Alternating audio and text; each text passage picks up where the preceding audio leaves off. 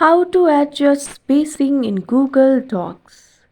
If you want to adjust the spacing, it is actually very simple. Select the text where you want to adjust the spacing. You can also select all the text by simply pressing Ctrl A on your keyboard. Once the text has been selected, look at top. You can see various tools. Right over here, you can find the icon for line and paragraph spacing. Click on it. You can find the options like single, 1.15, 1.5 and double. You can also see the options for paragraphs over here. If you want, you can also select the option for custom spacing.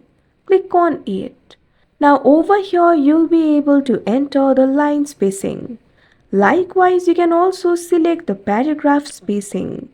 Select the spacing before and after the paragraph. Once you do that, click on the option Apply. Now after that, the line spacing and paragraph spacing will be adjusted. Like this, you can adjust spacing in Google Docs. That's it for this video. Thank you for watching.